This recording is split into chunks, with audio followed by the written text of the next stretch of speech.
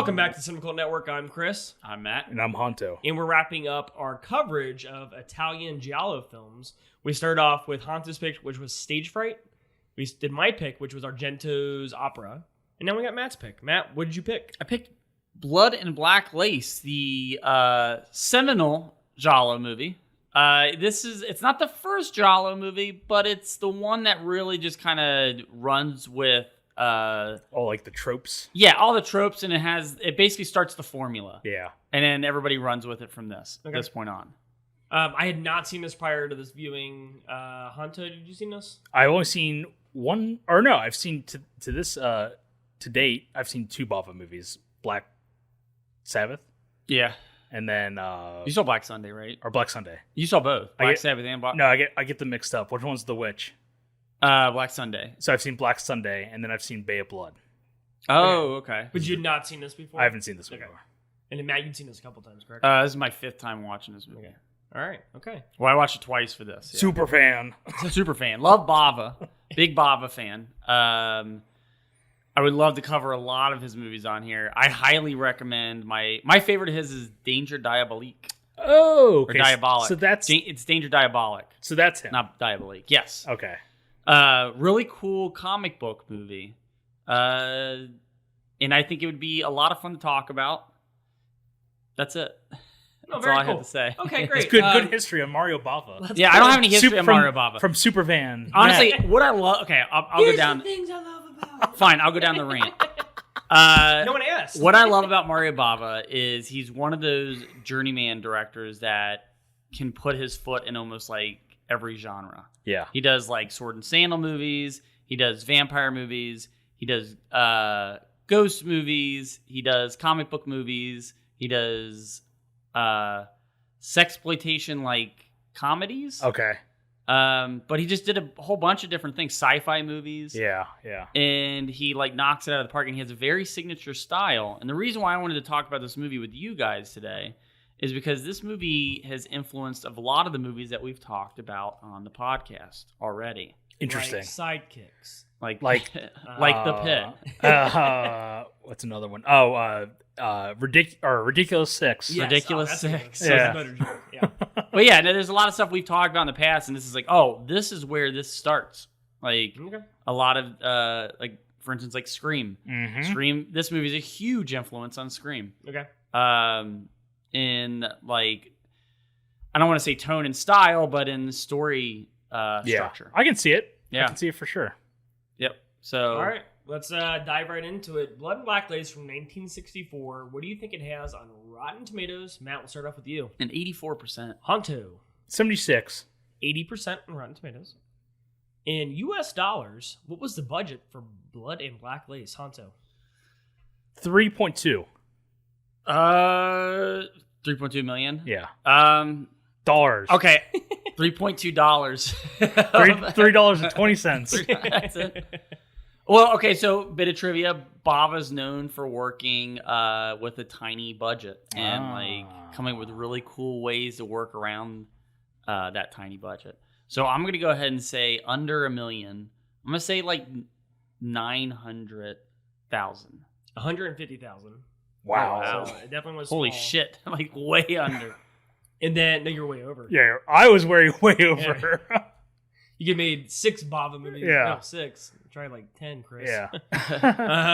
Mucinex. This podcast is brought to you by Mucinex. Sorry. So the box office, we don't have U.S. We have Italian, and how do you pronounce that, Honto? Was it in lira or is Yeah, it? you're right. Okay. Is that how you pronounce it, lira? Lira. So, and I don't know if this is right. I translated the lira from a lira Italian money to U.S. dollars. And according to this, it made $77 million in U.S. dollars. But that seems like an awful lot for a movie back in 1964. That seems, that seems like... Does that seem really high? Yeah. I did the math a couple times. I did the converter, and it's... I guess exchange rates are different, so I would go based on how many liras it made. Well, a lira, so for liras... Okay, since we don't know what liras mean, let's just guess. Matt, how many liras do you think? 2? Do you have the exchange rate or something? Or? Yeah.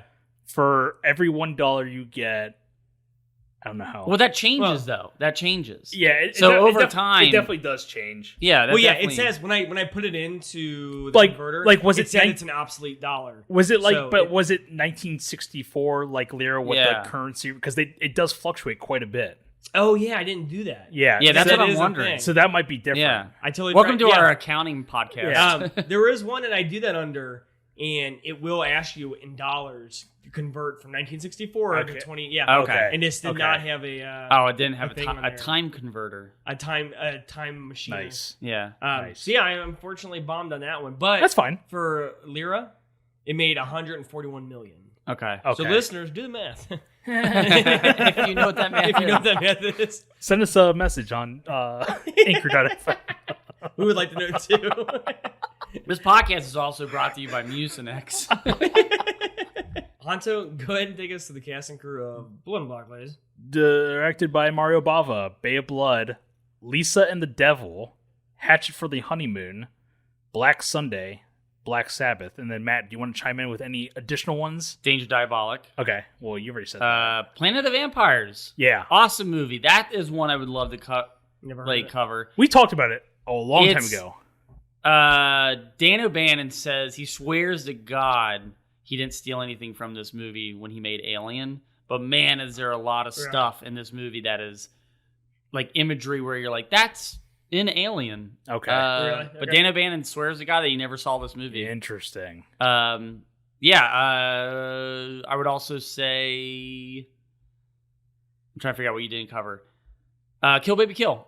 I don't know what that is. Kill Baby Kill is a good one. That is one that I think David Lynch is like one of David Lynch's favorite movies. Okay. Is Kill Baby Kill. I'm a Mario Bava noob, so I don't really I'm always surprised oh, Mario Bava did that. Yeah, beloved by Quentin Tarantino, Martin Scorsese. I can see why. Tim Burton. There's actually some shots in this movie where I was thinking Scorsese, like tracking shots. I can't find it, but there's a direct reference to a shot in this movie and to Scorsese's Kundun. I've never seen it, which so is no really idea. weird, right? That there's a connection between those two. Yeah. But Black Sabbath went on to influence Tarantino for Pulp Fiction. Oh, okay. Because that one's the anthology, kind of interconnected. Yeah. Is it interconnected or? No, they're not connected. They're okay. They're hosted by Boris Karloff, but that's it. Gotcha. Anyway. Gotcha. But actually, Black Sabbath is kind of considered the first Giallo because there's a segment in there that's also Bava, but predates this movie, called The Telephone, and it's got more Giallo traits in it than it's got more Giallo traits in it, but it predates this movie, so it's kind of considered the first Is that what you're saying? If you're being technical, I guess is what I'm saying. Yeah. But there's also a vampire story in there, and there's a ghost story in there. Oh, okay. I think, I maybe started it at one point, but never finished it, obviously. But that one I have not seen. So. And then you watch something like Beetlejuice, and it's Tim Burton's a huge fan of Mario Bava. Okay. All the colored lighting in Beetlejuice. That's cool. That's all over this movie. That's cool. Chris, were you going to bring something up just now? No. Okay, no, I wasn't sure if you were gearing up to ask a question or... No, I was trying to play around that... inflation calculator. And I don't think I'm able to get it. So. Chris has an abacus and he's just lira. I think it was more like $82,000 in the US. Okay, I can kind of see that. A little bit more. Yeah. But that still seems low compared to the... Well, when I was reading about it, it said it placed 161 on Italian films that year, box office wise. Okay. So I can kind of see that if it made $82,000. Okay. And it placed 161st in the box office. I can see that. That makes sense. So Matt, you're like the oldest person here as far as you watch so many old movies. As far as wrinkles. Yeah. So just chime in if you know who any of these people are, because I was kind of having a hard time here. There's a good chunk of them that are Mario Bava regulars. Yeah, I kind of brought them up, but there's a couple people I might mention that I can. Yeah, if you don't want to go deep dive into the cast, that's fine. Okay. Starting strong with Ava Bartok as Contessa Christiana Cuomo. I don't really know anything else in her filmography. So. Here. But she has a very classic name, so I thought she was somebody. Yeah. And she certainly is. Yeah. Like, Threw this at me. I got to look up the list really quick. Okay. Well, I'm gonna keep pushing forward. Which one was this? She's the main. She's one of the last two in this movie. Okay. That girl right there. Okay, copy. All right. So Matt, just pull up whenever and then just let me know. But so good. I was gonna say I know we're going for full spoilers at this point. I think it's kind of expected. But she gets lead billing in this. The redhead. I believe so. If it's the person that's one of two in the end, then yes. Yeah. Okay. Then we have Cameron Mitchell as Massimo Morlacchi. He's also one of the last two at the end. Just to kind of give you some insight on who this guy is. He was in Eric the Conqueror, Knives of the Avenger. Both are Mario Bava movies. And I was surprised to see this, but he originated the role as Happy Lohman in Death of the Salesman. I think that's the son of Willie Loman. It's a classic literature play. But he originated the role in Broadway, and he was in the adaptation in 1951. Very interesting. Okay. But it's weird because like he does these like classic movies, and then you start seeing him in movies like Deadly Prey, which is a really crazy action movie, like 80s B action movie. From Whisper to a Scream, which stars Vincent Price. Okay. And then a couple of actual Vinegar Syndrome movies, Night Train to Terror and Raw Force. Interesting. Raw Force is that Mortal Kombat-esque movie that I really want to watch. Okay. I did want to bring very this up. interesting filmography. Yeah. I wanted to bring this up about Ava Bartok. Let's spoil the movie because I want to talk about as we watch the movie. I was thinking because this might be a little bit harder to talk about because a lot of the scenes are there's really no main character in this movie. Yeah. So if you haven't seen it, just go watch it. Yeah. But we're going to spoil it. But maybe we can break down why people are getting killed in this movie in accordance to like the villain's plot. You know what I mean? Yeah, I mean we'll just go through the movie. Like, but we'll say who the villain is, and it's like why is this person getting killed? Because honestly, I still don't understand this movie. Okay, I think it's a little convoluted. I think. Little convoluted. Yes, I feel like and I think that hurt the movie at the end for me. Not to get my review now, but I feel like it had a very strong start, and by the end of it, I was like, I think it lost. Okay, so but trivia about Ava Bartok. She has an illegitimate child with Frank Sinatra. Whoa. Yes. Okay. This is the main girl, the villainess. We'll call him the villainess. Yeah, the villainess. The redhead? By the end of the movie. But she had an illegitimate child with Frank Sinatra. I see. And the child changed her name. They found out that like it was Frank Sinatra's, that was their dad, and they changed their last name to Sinatra in 2000. Wow. Okay. So Interesting. there you go. There's a little information about Good trivia. Ava Bartok. Thomas Reiner as Inspector Sylvester. He's the main inspector that's like investigating everybody about this movie. I didn't really listen to anything in this movie. I was just surprised that he's still alive. Born in 1926. That's awesome. Here's your trivia. He's still alive. I was just thinking like he looks so old in this movie, and he's like, wow, that guy's still on this earth right now. Good for him. So nice. Arianna Gorini as Nicole. She's the one who initially finds and keeps the diary, so she's like technically the second victim in this movie. She really only appeared in 3 films, so small filmography. Then we have Mary Arden as Peggy Payton, who I initially thought was the main protagonist in this movie, but was not. She's the 3rd victim who gets burned. Okay, if you recall. Yep. I mentioned that she's in a movie called A for Assassin, which is a Giallo film from 1966. And yeah, I actually kind of want to like go down this rabbit hole after watching. I've been like watching Giallo movies like the last, like I got those volumes from Vinegar Syndrome, and then we watched opera, stage fright. So I'm like fully like in that mode now. So I want to check it out. Okay. And then we have Leah Krugher as Greta. She's the 4th victim. She's the one that finds the body in the trunk. Okay. And then just, I don't know, for whatever reason, decides to take the body in with her and not report it to the cops. Stupid. I mentioned that she's in Rabid Dogs that you just watched recently, Matt. Yes. Which is another Bava movie. So that is Bava. Yeah, that's also Man. Bava. Yeah. Crazy. And then Knives of the Avenger and Eric the Conqueror, you said earlier? Yeah. They're also Bava movies. Okay, yeah. Cameron Mitchell's like a Bava regular. Yeah. There's a bunch that are listed. I want to talk, though, it might not be on your list, but Luciano Pigoizz. He is, I believe, yeah. Okay. I didn't know, like, when... All right, I wanted to bring him up. I'll jump there now. Okay. Luciano Pigoizz as Caesar Lazzarini. That's good. Yeah, I'm trying to pronounce my Italian. That was good. But I mentioned there's actually like a lot of movies on his filmography. He's in Zombie 3, Strike Commando 1 and 2, which I think were a part of Severin, I think. Okay. We just went to Horror Hound in March and I saw like all these movies. Okay. Like at the shops or whatever. And then I mentioned he's in All the Colors of the Dark, which is a Giallo directed by Sergio Martini, who also directed another Giallo called Case of the Scorpion's Tail, which I watched like in the last couple of years. It was pretty good. Yeah. But what were you going to bring up? So this guy is considered the Italian Peter Lorre because he looks exactly. Yeah, I was like thinking that the Peter entire Lorre. time.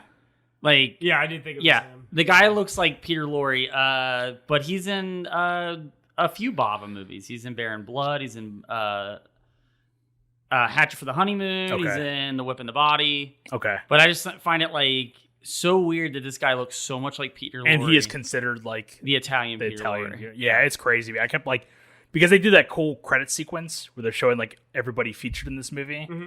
And like, I was like, Peter Lorre, but that's not him. Like, it's not the name. And it's like slightly off. But then, throughout the movie, he kept popping. I was like, Peter Lorre? Yeah, he does look like him. Yeah.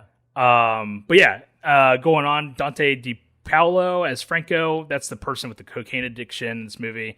I mentioned he worked with Bava on The Girl Who Knew Too Much, which is basically like your class. I feel like they've adapted this so many times in movies where it's like, person witnesses a murder, they try to report it, crime scene's completely clean, nobody believes her, and then string of mysteries follows. But yeah, definitely want to like check that out. Check out more Bava after watching this movie. And then I mentioned lastly Harriet White Medin as Clarissa. I couldn't figure out who she was in this, but she had small bit roles in Witches of Eastwick, The Terminator, and Death Race 2000. Oh, nice. Which is kind of like crazy. She's like the only American actress in this movie. Really? Okay. So, very cool. Very cool. I will say nothing against the cast for this movie, but one thing I do not like about it is all these characters blend into each other. There's a lot. Yeah. And I don't. It's people say things about like Friday the 13th movies, but like, these people are just like. And nothing against them. They do good with what they have. These are cardboard characters to me. Like I feel like every time someone pops up, I'm like, oh, is that the same blonde as this blonde? Like, no, that's the third blonde. Yeah. Like they all look too similar. And their character development is very similar as well. They're very like make one of them like the spunky one. Make one of them like the angry one. Yeah. Give them some characteristics. They're all very like straight toned. It's weird. I was actually wrote this down in my notes because I wanted to bring this up. This is the reason why like Friday 13th and that they have like characters with such like stereotypical cliche, the tropes of like, or like the Breakfast Club, basically. Yeah, like the jock or the nerd or because the only one that stands out of all of them is the girl that gets drowned in the bathtub, and that's just because she's so striking looking that like she's the only one that looks different from all of them. I feel like I can you know what I mean. She's the only one with black hair in this movie. That's why she sticks out. Well, and I think too, it's like it's kind of the hard thing with watching a foreign film because you're so focused on reading the subtitles at the bottom, which by the way, I watched the American version. I watched the subtitled. Okay. I started the first quarter, I watched the subtitled, and I was like, you know what, I'm going to switch over to the English and see what it's like. And actually, it was one of the better Italian English dubs. Okay. Yeah. I was very impressed. Yeah. There's no difference between, this is one of the few Bava movies where direct translation. There's nothing. They had the same time frame. There's nothing taken out. Okay. Of the American version that's in the Italian version. Yeah, it was actually I turned it on Tubi because I didn't have like a copy of this, and I was like, oh, I got to read this movie. Yeah. Oh, this is homework readily available. Okay. This is readily available on like YouTube for free. There's a lot of like. I don't know why this movie gets past rights issues, but there's a lot of versions of it on YouTube. Man, I should check that because I had to watch so many commercials during this movie. Did you really? Yeah, I was on YouTube looking for videos about this movie, and I was like, man, there's a lot of people that uploaded this entire film. Nice. But yeah, no, it's the problem because it's like when you're reading the subtitles, you get so caught in reading the subtitles, you don't have enough time to like make a mental visual of what people look like on the screen that you've never seen before. It's a lot of like who's talking, and then by the time you like read the subtitle and look up, it's already switching to the next frame or whatever. Yeah. So it's tricky, but yeah, you kind of need those little Yeah, especially if they're only there for a minute and they're gonna die. These characters need those those moments of like, oh, that's the drug addict character. Yeah, you know what I mean? But they give them. I feel like the characters in this movie that they're all like red herrings, basically. Yeah, but the ones that have like tropes attached to them aren't really in the movie that much. Like the guys, the men are all distinguishable from the women. Yeah, and the women get no tropes, but the men get all the tropes, and the men don't. None of the men die in this movie. You know, I guess they don't. Yeah, yeah. So it's like all the men kind of they go to jail for a minute and then they disappear from the movie. They do a lot of two guys in this movie. One of the cocaine addiction and the one who suffers from epilepsy. They're both kind of the same because they're looking for their medicine. Yeah, I thought it was the same. I thought it was too, but it was two different people. But they kind of throughout this movie had this they do this thing with their neck or they're doing something. It's almost like a red herring, as if they had just killed somebody, gotten hurt, so they're trying to make it look like it's them the entire movie. Yeah. Which is, it's pretty good, but it's at the same time, it can't be that obvious, I totally agree. Well, let's go ahead and get diving into it. We'll start off with let's get diving right into it. Let's get diving right into your scuba instructor, Chris. Let's get diving into it. So this is kind of interesting. I think the best part about this movie is the opening credits. It's really cool. Dude, right? It's all downhill after this. Oh, my God. It doesn't get as good as this, though. Really? Yeah. Spoiler, I think the credits are phenomenal. Spoiler, I really dug this movie. Okay. I'm not saying either way. I'm just saying, these credits were so amazing. It's cool, just though. Never reached. I pretty much want all movies to have this type of opening. Yeah, now the credits were removed in the... I watched it, the U.S. version. Yeah, the U.S. version, they removed it because they thought it was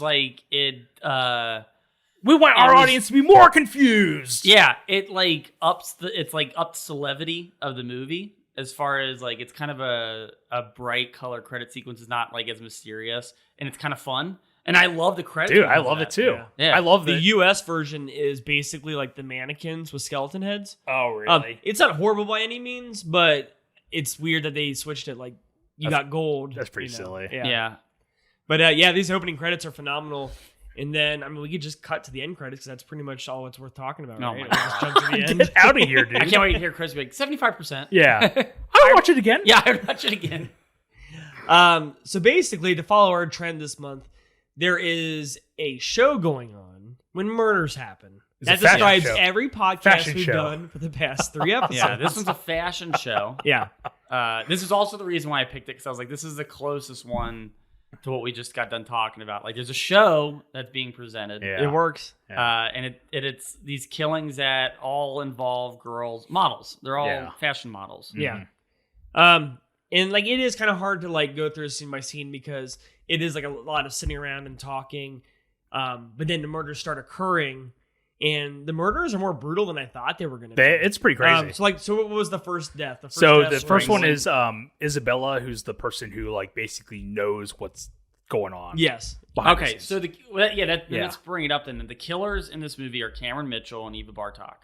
The first 2 people I listed off in the cast and crew. They are the killers. It's the redhead and then the guy. Massimo. Yeah. The guy who runs the fashion show, I believe. Is that what he does? Yes. The Countess and then the show head, basically. Okay. Yeah, right. And let's reveal right now, there's a scene at the end where it's revealed to be those 2. Because the movie's nothing but red herrings. Mm-hmm. You're supposed to kind of point fingers at they could be the killer, they could be the killer. There's a lot of black jackets. Yeah. Even to the point where the movie, they have the older lady. The older lady. Yeah. I was cracking up.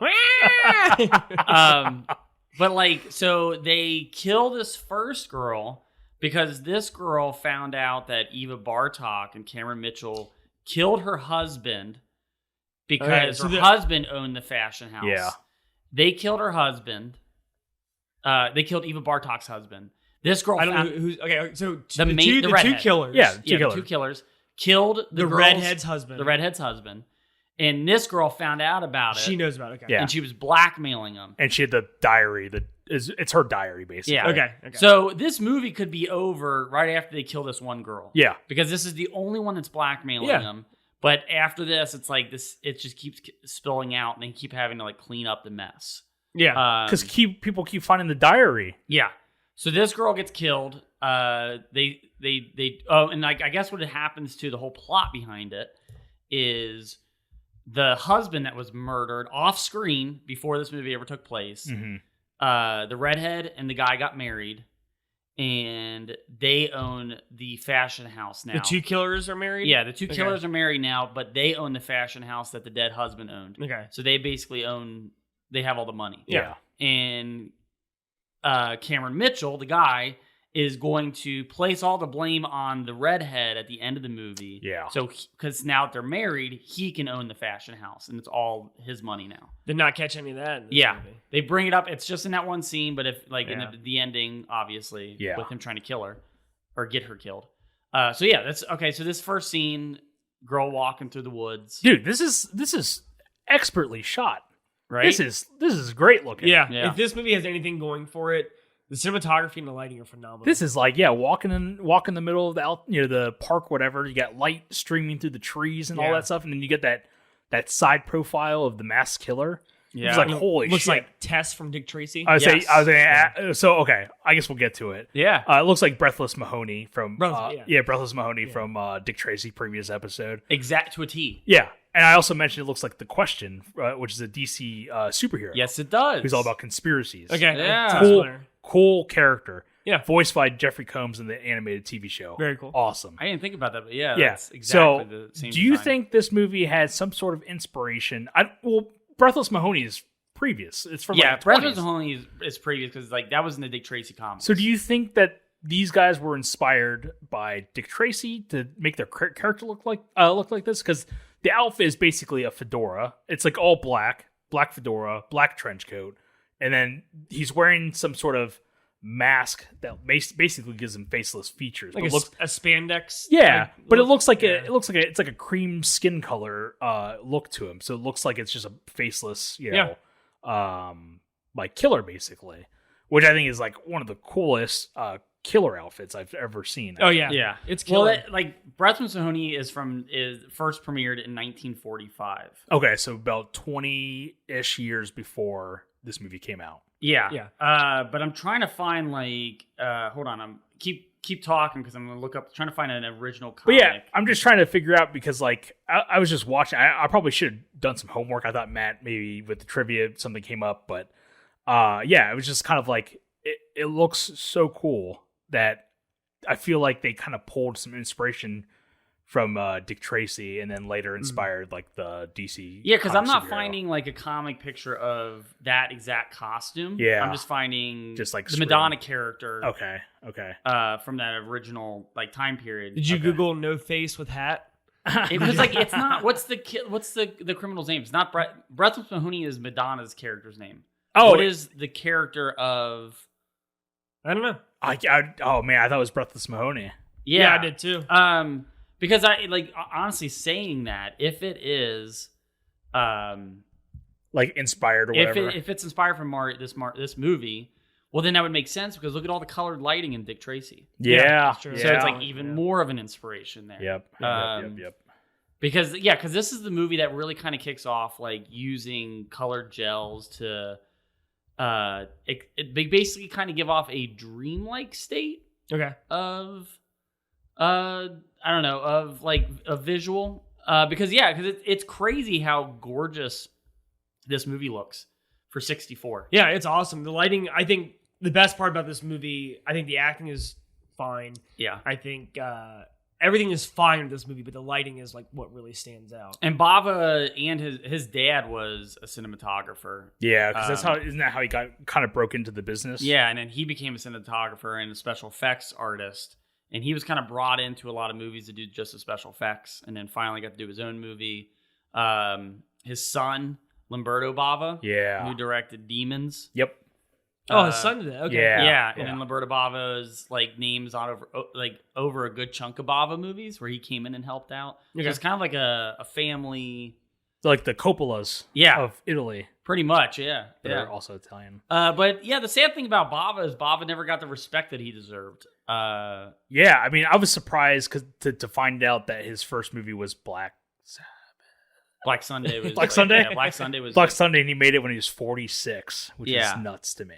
And he really didn't get any credit until I think they Bava experts pinpointed at when Joe Dante wrote an article for a magazine about him. Okay. And that's when people started like kind of really giving him respect. Oh, cool. But That's it was Joe Dante before Dante was Joe Dante. It was like, first job or something like that. He just kind of wrote an appreciation article about him. And it was That's like, cool. But all these other directors love his stuff. And he's considered like probably the biggest cult director, I would say. Yeah. But he didn't really get any respect in his lifetime. And he wasn't really an actor's actor, so he wasn't really like beloved by actors because he was so visual heavy. Okay. And he didn't really like, I don't want to say appreciated the craft, but he didn't give actors the time that like, because actors wanted, we're like talking about at the time, right? Mm-hmm. Like Italian films that are coming out, like the Fellini, Federico Fellini movies are huge. So, like, I know Barbara Steele, who did Black Sunday, really didn't appreciate her horror icon status. She was more, like, proud of being in 8.5. Oh, which more is of like the the Fellini movie. Yeah. Okay. Yeah. So the art house stuff was more appreciated, not the genre stuff that spaghetti westerns were turning out or Giallos were turning out. Okay. Yeah. Okay. The blank, by the way, is the name of the faceless person, Dick Tracy. Okay, is it? I do not remember that. Is it the same design though too? I found a little comment thread, and somebody was mentioning how they got to watch it on DVD, and there was a commentary by a Bava expert, and the expert basically mentioned the same thing, the similarities between the blank. Tim Lucas, right? Yep. Yeah. Exactly. Yeah, Tim Lucas, Loco Ohio guy. He is the official Say Loco Ohio? Local Ohio guy. He is like the Bava expert. That's crazy. Yeah, I got to talk to him. I got to interview him for a school project because he also ran or I don't think he still runs it because it's not a magazine. Okay. Video Watchdog magazine. Oh, okay. And then he wrote a book, All the Colors of the Dark, which is this Bava book. And it's huge. And he got like Scorsese to do the foreword for it and everything. Holy crap. Really nice guy, really cool guy, but he does all the commentaries on all the Bava movies. He pops up on, he's great. His commentaries are great if you ever get a chance. I'm going to check it out, yeah. Yeah. He does a lot of stuff for like, for instance, I think they just released the Night Stalker collection on Blu-ray, and he does a couple of the commentaries on there. And yeah. What, like the Kolchak? Yeah, Kolchak, Night Stalker. Yeah. Cool. Yeah, real nice guy. But yeah, he's a Cincinnati native. Cool. Nice, very cool. Nice. So yeah, that was quite the tangent. We're used to it. Yeah, Isabel gets strangled to death, right? She gets strangled. Head bashed against a tree and then strangled. Yeah, the kills, as we mentioned, they're like crazy brutal for 64. Which is nuts. Yeah, because we can jump to the second kill at this point. The second kill is this girl dies from like, I don't know what this thing is he has in his hand. It's a back scratcher. I'm sure. That's what it looks like, right? Yeah, it's like the reveal like slowly turns like back scratcher.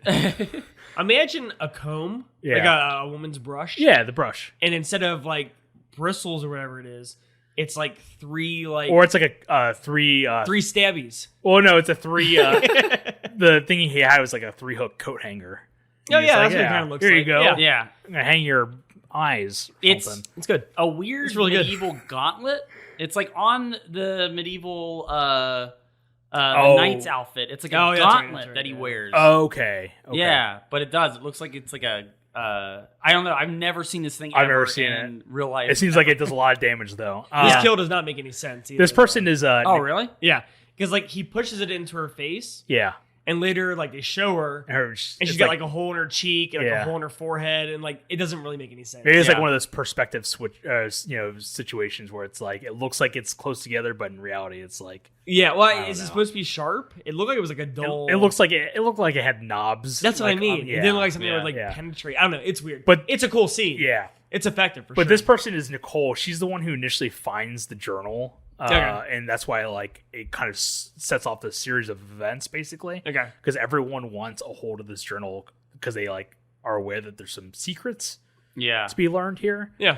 But yeah, this whole sequence is amazing. Like with the lighting It's like flashing green, and you just see like the killer like running through the. It's very cool. It's very Scream-esque. It is. Yes, where it's like in the beginning where she's looking through the smoky haze of the popcorn fire or whatever, and you see Ghostface run by, and it's like very cool. Yeah. How they shot is this the one where he disappears too? Or the light? Yeah, dude, it's awesome. Yeah, it's very. I cool. love it. It reminds me of I Know What You Did Last Summer. Okay. Right? I could see that, yeah. When I he's could totally chasing, see that. I think Sarah Michelle Gellar. Yeah, Sarah Michelle Gellar. Like, and and he's like Ben's son. Ben's son. Yeah, Ben's son. Is that the? I forget that podcast. That's the. Oh no!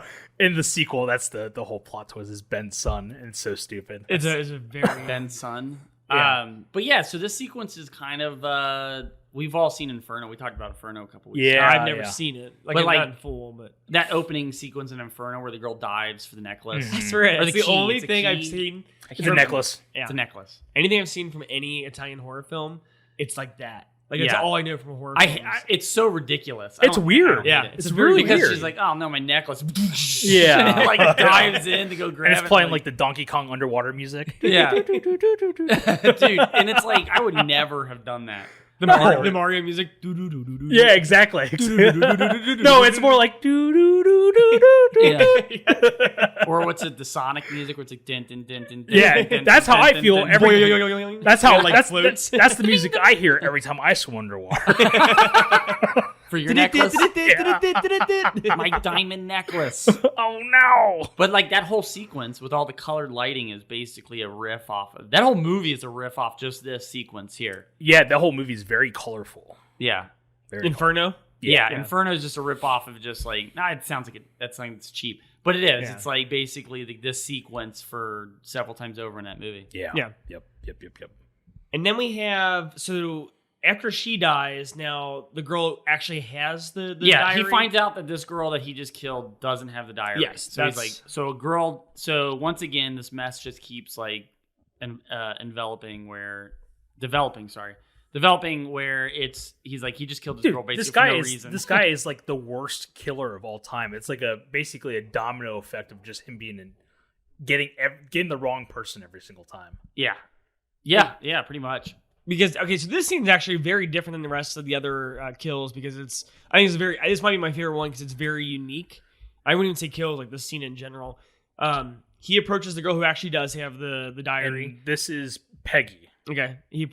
Peggy she throws it into the fire to burn it up because it seems like she's gonna tear a few pages out. Yeah. And she's like, you know what? The whole thing's gone. She burns it up. The killer shows up. They have this altercation, and then she's like kind of like passed out on the couch. And you think he's going to leave her alone. He's smacking her around like crazy, too. And the cops show up. Yeah. And it looks like he's going to bail. Yeah. And you're like, oh, man, that was lucky for her. Yeah. But it doesn't go that way at all. I think it's a very good misleading scene because then he picks her up, takes her downstairs, and then we see... Goes to the roof. And then... Is it the roof? Yeah, he goes to the roof. They go upstairs, and the cops are coming like on the other staircase. It's a really cool shot. It's a really cool because it's like showing the side of the stairs going up of them walking away, and the camera slowly pans to the right. And you see the detectives coming up. It's like really well just lit and choreographed. Dude, it's just this is impressive. There's some shots I really like in it, and like for instance, I love the opening shot with the sign and it's swinging and it breaks, and then immediately you come to focus of the fashion house. Right? Yeah. I love the one where they establish that the diary's in the black purse. And it's sitting on this table, and everyone's just kind of like walking around it and like looking at it, and like the way people are standing and like there's so many around this purse. I would say there's so many red herrings because everyone's like just drawn to this diary. Like, okay, who of these people wants that diary? Yeah. You know. No, it's very cool. And but I thought this is weird because the entire time I thought this girl was the main character, the entire movie.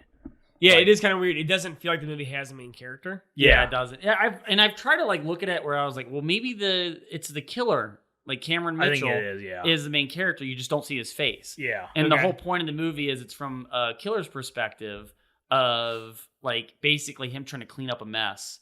Yeah. Even you know what I mean? Because like we usually watch these movies and there's a main girl. Yeah, and that main girl is the driving force. And we see her in all these storytelling facets, right? And they show Peggy like multiple times, and she has a lot of dialogue too. So I thought it was like her, and she gets away, she talks to the cops or something, but it's like nope, psych. Killer takes away, locks her into a like a boiler room, I guess. Yeah. And then is like kind of like tied her up and is kind of interrogating her, but not really. He just shows up and then basically puts her hand on the stove or the boiler, and good burn effects here. Yeah. And then proceeds to put her entire face because she pulled the killer's mask down. Yeah, and I don't know if he was like intending to kill her. I don't know. I feel like he probably would have. She would have got away if she hadn't pulled his mask off. I think maybe there was like that 1% chance that she could have lived through this. That's a good question though. So I think this is a good time to ask you guys though. Did you watch this? I did. What's this episode? with both eyes? What do you guys think this movie is masochistic as far as? I mean, all of the kills are female. Yes. And the guy. Do you think it's a little bit sexist?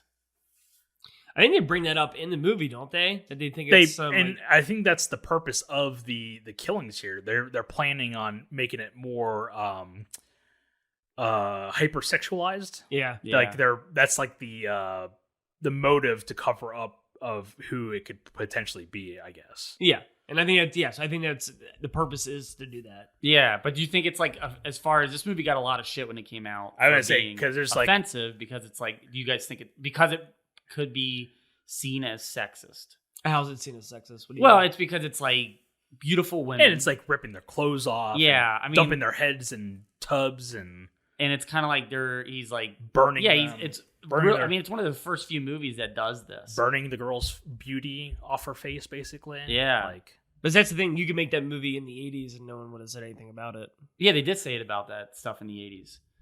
It's something that they don't really talk about anymore, but like 80s, they did a lot of stuff that we don't. Sexist. 80s did a lot of things that we don't talk about. Yeah, Revenge of the Nerds. Yeah, Jesus. There's a lot of stuff in there that I am very surprised that is in the movie. Like, I can't remember which character it was, but like, her shirt gets like torn and like her bra is just hanging out. I think it was Peggy. Was it Peggy? Yeah. Which I thought was very unusual. Face. Yeah. And I was kind of like, I don't think that's really necessary for this. Like, that's kind of like, it just felt odd. But speaking of, very cool shot. 'Cause she's walking up to something and you see her reflection. It was like a doorknob or something. You know what I'm talking about? I think she so. like ran up to it. Oh, it's like a mirror. It was like right when she gets her shirt ripped open, she's like running and it's like a reflection, like a tiny mirror, and she slams her hand against it. Yeah, it was something. Yeah. But yeah, I could definitely see that, and I can see why it was called out for that. Now that we're like talking about, it's literally every victim is a woman in this movie, and they introduce plenty of men, plenty of opportunities to kill. But which is interesting is that the last two kills in this movie, or the last 3 kills in this movie, are by a woman. Yeah. Because the man gets arrested. Yep.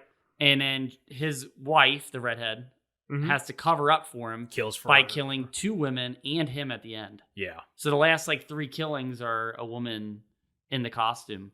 Well, that's what I'm asking. Okay, so is this movie is it intended to be sexist? Is it intended that the killer was doing that? So because there is like a critique for 80s and 90s film where it's they're like, this is masochistic. It's about men chasing down women and killing them, and it's in this one specifically, it's highly sexualized. Yeah, there's a very thin line between it. It's like eroticism. Yeah, and murder. Hell, even if you go back to like the first Nightmare on Elm Street with Freddy chasing down like teenage girls, basically. Oh yeah, he kills what's her name in her underwear. Yeah, and even when he's talking to Nancy on the phone, his tongue straight licks her face. Yeah, and you're like, oh god.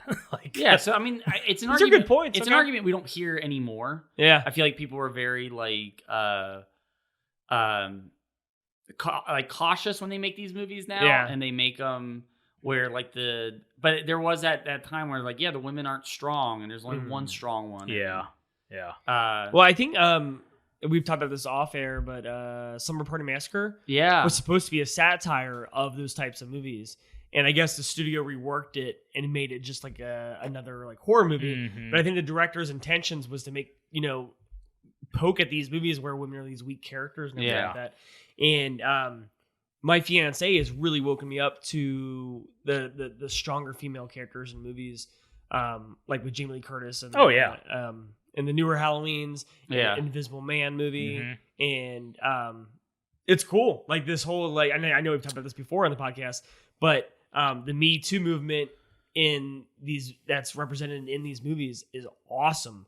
And I love watching these female characters. But if you watch like Invisible Man and compare it to Blood and Black Lace, it is two very different types of women characters. Yeah. Sure. I don't think it's sexist. I think like what's going on in this movie is there's a purpose to. It's ironic that these women work for a fashion house. Yeah. And they're getting killed in like, this sounds weird, but they're getting killed in beautiful ways. You know? Like, minus the burning and stuff like that. But it's like, it's not ugly. Like when the girl's getting drowned in the bathtub, it's like done in such a way where it's like, she's getting murdered, but it's in like a pretty way. You know what I mean? It's really weird to say that, but that's the whole point. And it is. It's ironic that they happen to work for a fashion house. Yeah. And it's all these women that constantly put themselves on display, and then they die in almost like a fashion way. And then the crime scene, they're like on display for the investigation. And that kind of stuff. There was something too. I didn't realize it's listening to the commentary. I guess there was like they show like an angel every time somebody or like really. Like a statue of an angel or something like that every time somebody gets killed in the movie. Interesting. Yeah, I have to go back and rewatch it to see that. And there's a part where David Boreanaz as Angel shows up in the background. Yeah, or something holy or like cool. Angel. But it's also the argument that like the people are getting killed for doing things that, and not this movie, but they're getting killed for doing things they're not supposed to be doing. In 80s slasher films, they're getting killed for having sex. Sure, doing drugs. But then again, the same argument could be said for like, dude, all those guys that die in a lot of those slasher films almost die equally the same way. It's not like there's a final last strong guy. Like they all get, killed as well. Yeah, and that's why I don't see this as masochistic or sexist anyway, because it's part of the plot to the movie. Yeah. Like it's this evolving plot that's going like, well, we have to take care of her because she knows about that. Like I understand, like it's not Friday the 13th, and they're not just killing people for no reason. They specifically mention they have motives. Yeah, is what I'm getting at. Yeah, and I think it's what Hanto said. It's like the killer's motive, and I don't know if it's his motive or it turns out to be his motive. Is they're killing him in hyper sexualized looking ways, but it's also kind of throwing the trail off of things that it's not. The killings aren't connected. It's connected by like a sex maniac. Yeah, that's the connection. Yeah, I know. I'd have to rewatch it again now. Look at it through like those eyes of what you brought it up, though. Yeah, but it is. It's like these extravagant setting scenes. Where the lighting is really beautiful and the colors are really beautiful, but like you're watching this horrible thing. Yeah. Even when the girl gets burned, like that lamp is like bright red, and it's kind of like. It's a weird mix. Yeah. It makes you feel weird inside. You know what I mean?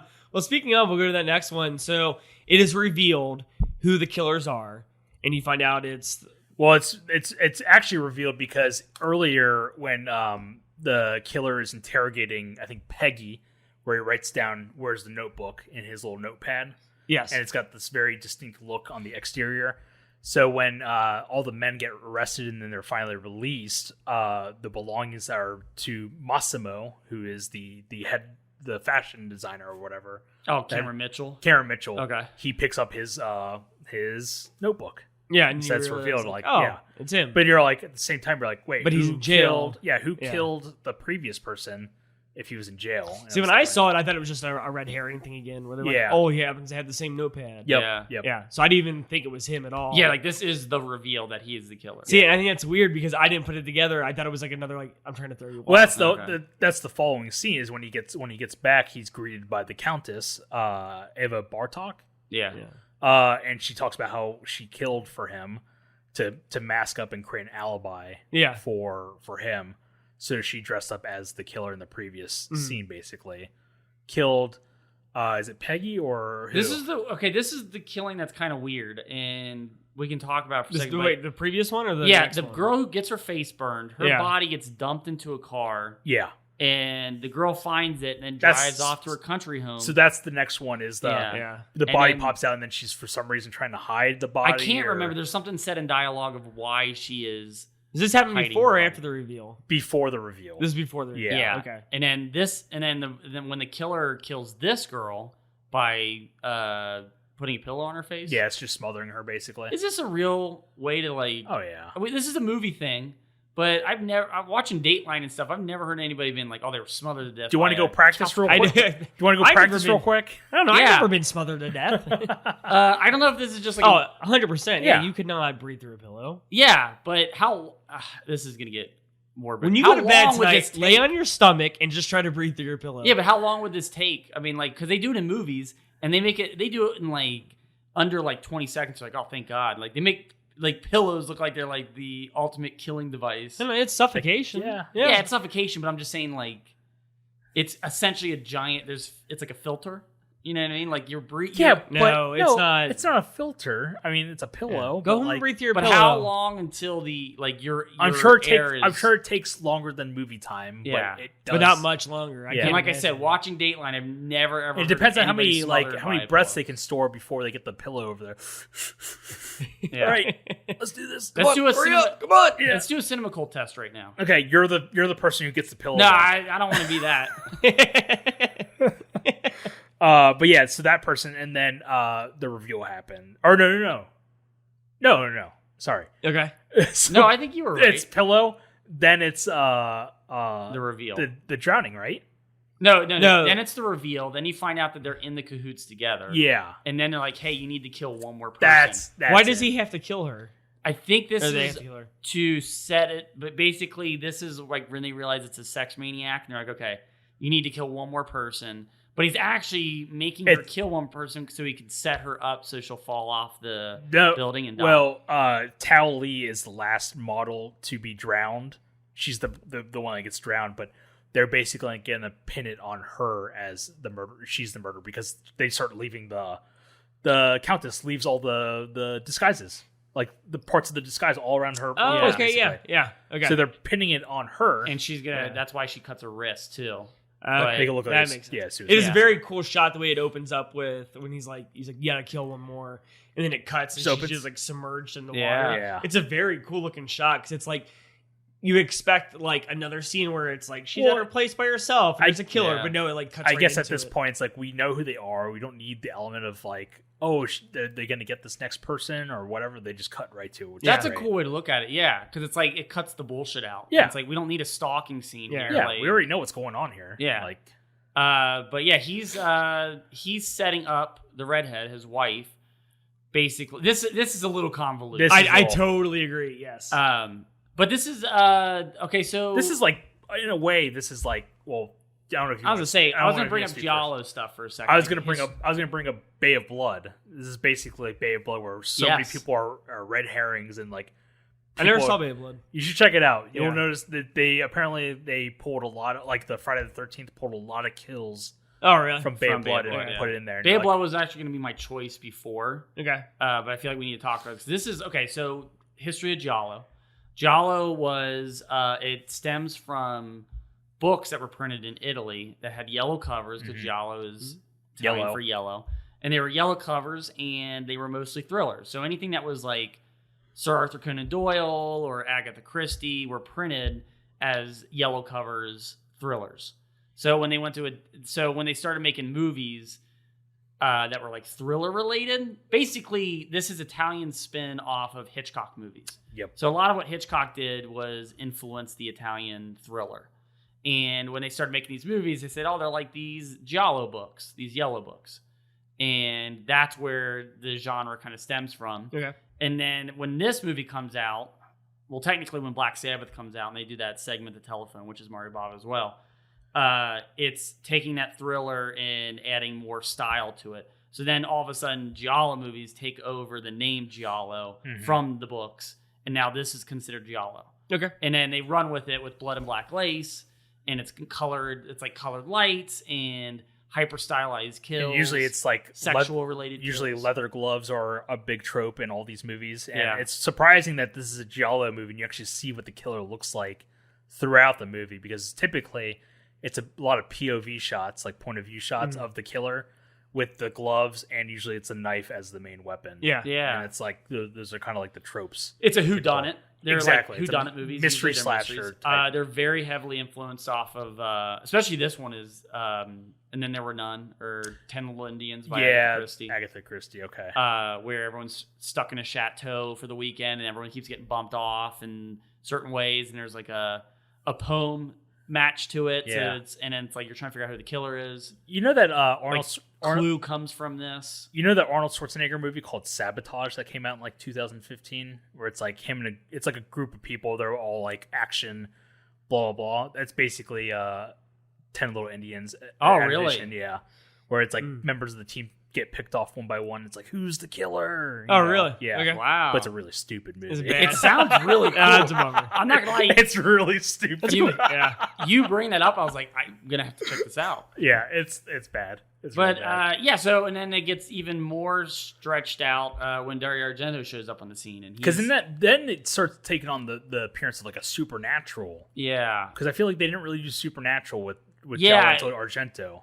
Because obviously, like Suspiria is a Giallo. Yeah. Because it has a lot of POV shots, a lot of like kills, blah blah blah. But it's weird. It's like, but it's not. It's like it's real strange. It is, but it isn't. Yeah. It's like it, and that's what I think you're kind of getting at. Is it kind of takes on that supernatural? Yeah, Inferno is also because it's it stops being a gloved killer, but it's like sometimes a gloved killer, but there's a supernatural element. Hairy arms in Suspiria, but like because he has the Mother of Tears trilogy, which is Suspiria, Inferno, and I think Mother of Tears, which is like a 2000. I've seen that one. I haven't seen the second one. Inferno is the second of the trilogy, yeah. basically. But I haven't seen Mother of Tears, but I know in those first two, a lot of POV shots, a lot of kills from showing hands, colored lighting, and so it has all the tropes, but it's more supernatural based. So yeah. It's actually weird. Did you have something? No. I was gonna say, like, to go back to the movie, because let me talk for a second, because I think it was kind of odd. I don't know if they did this intentionally, but I know we already kind of talked about how this is convoluted, but like he cuts like the wire. It's like the wire. Yeah, hold like the gutter on How or do you whatever. know that this was gonna work? So this is like a very. It was Hitchcock a risk we were thing. willing to take. It's exactly. This is like a Hitchcock thing. He's setting up suspense, being like, "Oh, I cut the wires on this pole." And you're like, okay, so us as the audience know the wires are cut off this pole. There's like, it's why? building suspense, right? But why? And then when she starts crawling on the side of the building, it's revealed. But it's very kind of convoluted, where it's like, I feel stupid if this didn't work out. Well, she like grabs it while she's on the ledge, falls down, and then we find out she survived. She comes in, she talks to her husband, and she's like, "You knew I was going to walk on that ledge, and that's how you set me up." And I'm like, "Yeah, that's a stretch." And like, doesn't she survive by falling in the fountain? She falls. She's like, "I bet you didn't count for that awning that I fell on." Oh, that's what it was, an awning. Okay. She shows up like it kind of reminded me of the way she shows up all like bloodied up and like just like limping. It reminded me of the Matrix when that guy survives and kills Joe Pantoliano. Yes. Oh, okay. You can still burn. It reminded me of like just coming in like, how are you alive still?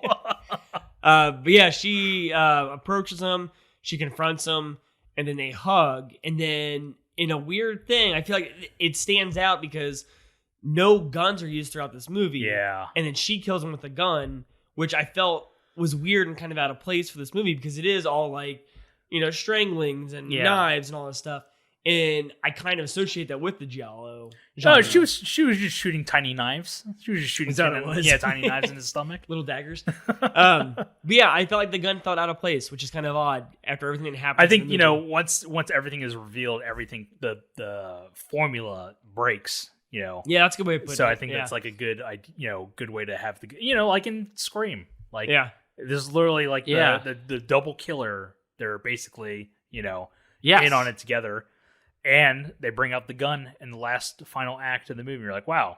But it's like, since everything is now revealed, now they can pull out the guns and stuff. I didn't catch any of this, but you were like 100% right. Yeah, this is totally what it is. Like, they bring out the gun in the last act. And then even like Billy basically stabbing too much. It's like the Massimo is like the Billy, and the Countess is more like Stu. Yeah. And, basically going too far. And we brought this up. I guess I never realized this when we covered the Scream episode, but there is a... Yeah, we talked about this in the Scream 5 or Scream 4, did we? I think. Okay, we did talk about this. But there's like a storyline with them being in a relationship. Yeah. But yeah, and I got a question too. Like, does she shoot herself as well? No, I think she's actually just mortally wounded from falling on the awning in the fountain. Stuff I was reading about was like she succumbs to her wounds, right? Yeah, she dies. But I was like wondering, because the shots are off screen if she shoots herself too. Because I mean, she basically is so in love with him, that she wants to be with him forever. And that's why. But she's a freaking countess. You could probably have anybody. Yeah. Yep. Well, and then basically she calls the cops, right? Yeah. Is that what she's calling? And then she dies with him. And then she dies on top of him. Yeah. We zoom in on the hanging phone, and then cut to credits, Blood and Black Lace. So it currently holds, I think it was an 80% on Rotten Tomatoes. I will go ahead and start off. I just want to confirm that it is the 80% on RTAtos. Yeah, I think we said 80%. Yeah, 80% Rotten Tomatoes.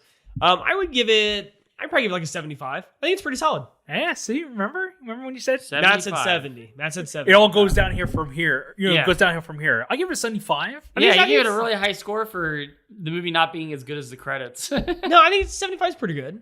Yeah, it's the way you introduced the opening credits, amazing, and then just goes downhill. Oh yeah, I don't think the movie ever reaches. That's the like giving credits. Somebody a C+ for a paper they wrote just because the title was really awesome. You did the paper sucked. You did a terrible job giving me my food at this restaurant. Here's a tip. I have a tip. Pay off your student loans. I would give Watchmen a 75%, and I still think the best part of that movie is the opening credits. Watchmen's not really that great. I'd probably give it a 70%, but that's a topic for a different day. Oh, okay. So yeah, I think it's still passing.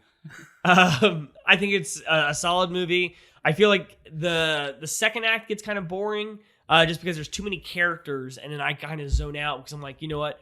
I can't focus on who's who. It's too much is going on. So it kind of loses me right there. Mm-hmm. But it picks back up in the third act. I wish the characters were stronger. I think that's a huge fall of this movie. I wish that all the characters didn't look alike.